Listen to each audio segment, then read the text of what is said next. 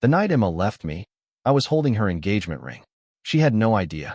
I had spent 3 months saving for it. I had planned everything. Dinner at our favorite restaurant. A walk through the park where we had our first date. Then I was going to get down on one knee. I thought I was about to begin the best chapter of my life. Instead, I watched my future walk out the front door. Emma sat across from me that night with an expression I'd never seen before. Cold, distant, almost emotionless. "David, we need to talk." Those 7 words immediately made my stomach tighten. "What happened?" She looked down at her hands. "I don't think I can do this anymore." I stared at her.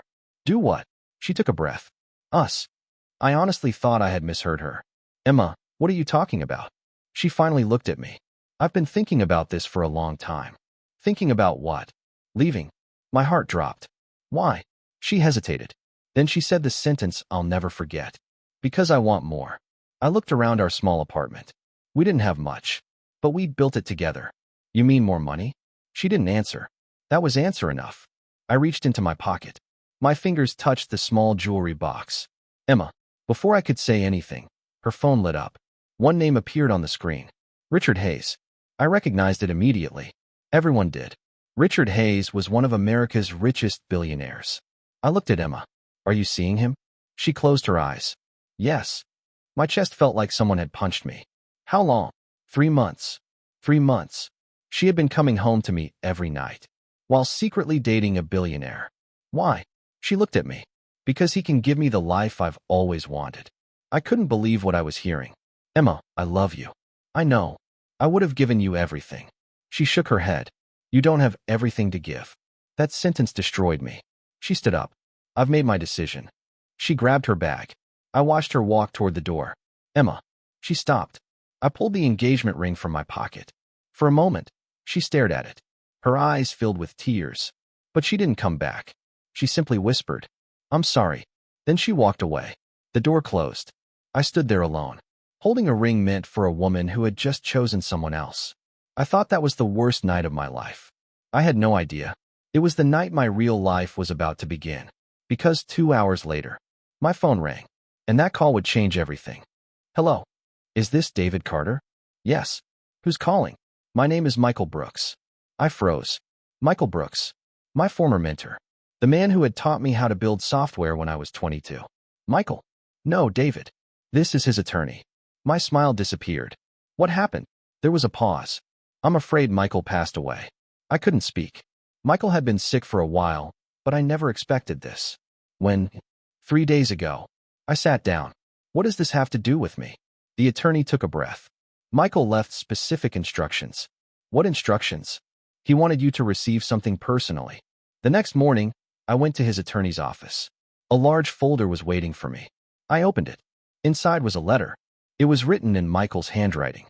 It said, "David, if you're reading this, I'm no longer here. But I need you to remember something. You were never meant to work for someone else forever. You were meant to build something of your own. I've transferred my controlling interest in Brooks Technologies to you. Don't waste the opportunity." I read it twice. Then a third time. I looked at the attorney. "You're telling me I own Brooks Technologies?" He nodded. "Controlling ownership." My hands started shaking.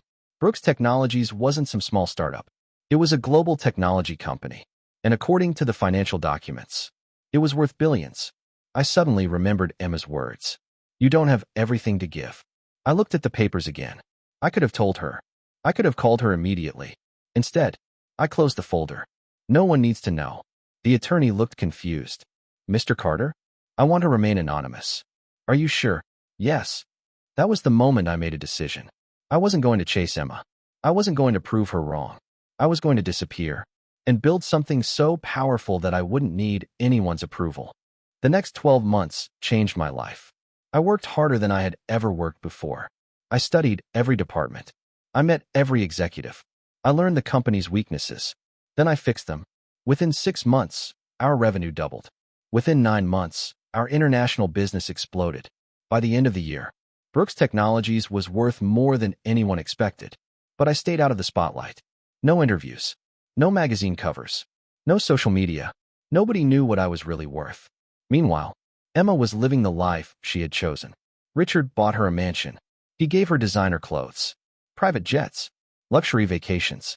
Everything money could buy. And she posted pictures everywhere. Perfect smiles. Perfect dresses. Perfect vacations. Everyone thought she had won.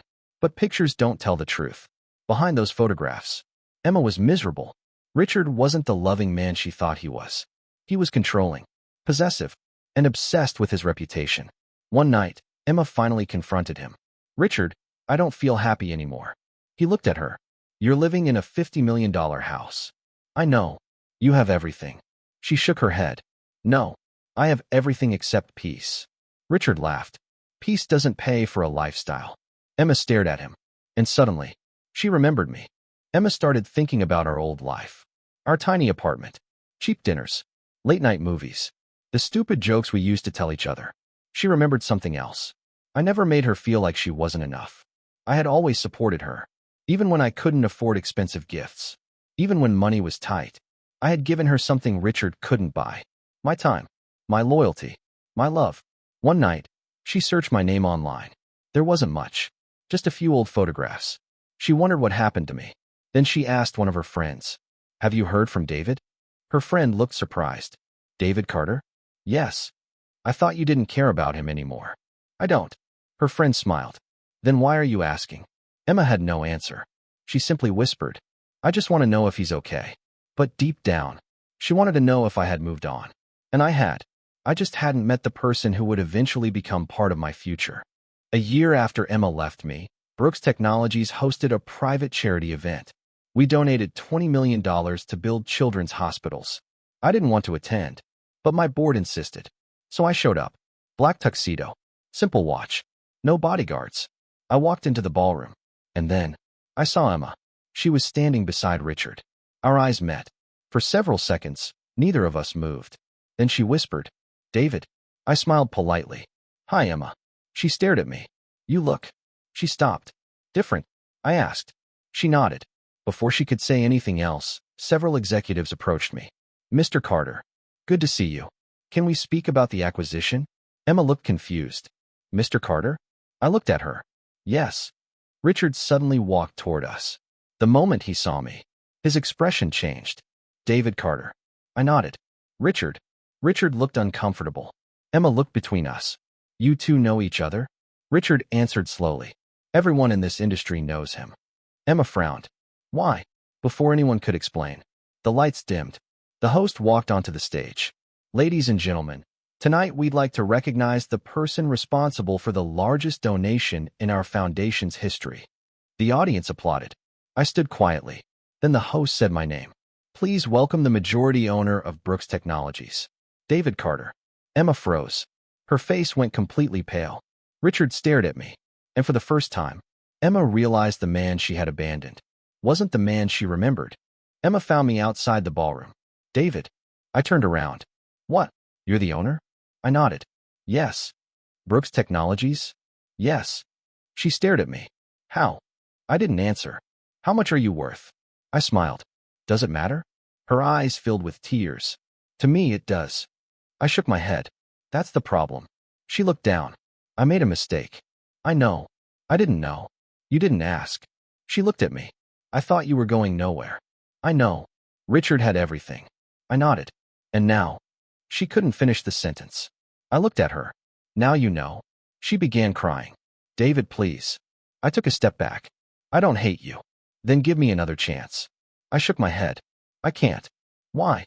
Because when you had to choose between me and money. She lowered her head. You chose money. Silence.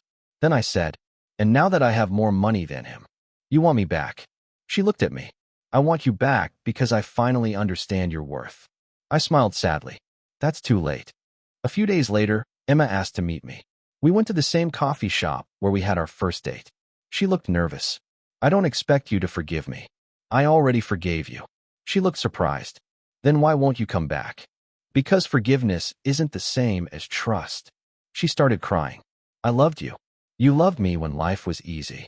No. You left when life became difficult. I was scared. So was I. She looked down. I thought I was choosing a better future. You were. She looked confused. You chose the future you wanted. I smiled. And I built the future I wanted. She wiped away her tears. Are you happy? I thought about it. Yes. Without me. I nodded. Without you. That hurt her. But it was the truth. She stood up. Do you ever miss me? I looked at her. Sometimes. Her eyes brightened. But I don't miss who I was when I was with you. She slowly nodded. And I knew. This was the final goodbye. A few days later, Emma asked to meet me. We went to the same coffee shop where we had our first date. She looked nervous. I don't expect you to forgive me. I already forgave you. She looked surprised. Then why won't you come back? Because forgiveness isn't the same as trust. She started crying. I loved you. You loved me when life was easy. No. You left when life became difficult. I was scared. So was I. She looked down. I thought I was choosing a better future. You were. She looked confused. You chose the future you wanted. I smiled. And I built the future I wanted. She wiped away her tears. Are you happy? I thought about it. Yes. Without me. I nodded. Without you. That hurt her. But it was the truth. She stood up. Do you ever miss me? I looked at her. Sometimes. Her eyes brightened. But I don't miss who I was when I was with you. She slowly nodded. And I knew. This was the final goodbye. 3 months later, Richard's empire started collapsing. At first, it was one investigation. Then another. Then lawsuits. Then financial problems. The media turned against him. The billionaire who once appeared untouchable was suddenly fighting to save his empire. His luxury properties were sold. His private jets disappeared. His companies lost billions. Emma left him. Not because she wanted another rich man. She simply couldn't live that life anymore. One evening, she called me. I don't want anything from you. I know. I just wanted to apologize. You already did. I know. She started crying. I wish I had understood sooner. I looked out my office window. Sometimes people only understand the value of something after they lose it. She was silent. Then she said, Goodbye, David. Goodbye, Emma. We ended the call. And that was it. No anger. No revenge. Just two people accepting that their story was over. 6 months later, Emma came to my office one final time. I won't stay long. Okay. She smiled sadly. I wanted to thank you. For what? For forgiving me. I looked at her. I hope you find what you're looking for. She nodded. Then she asked, Do you think I ruined everything? I thought for a moment. No. She looked surprised. Then what happened? You made a choice. I paused. And so did I.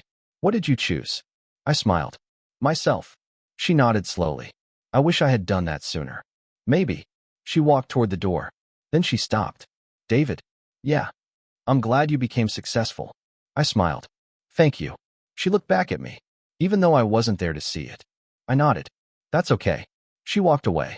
This time, I didn't feel pain. I felt peace.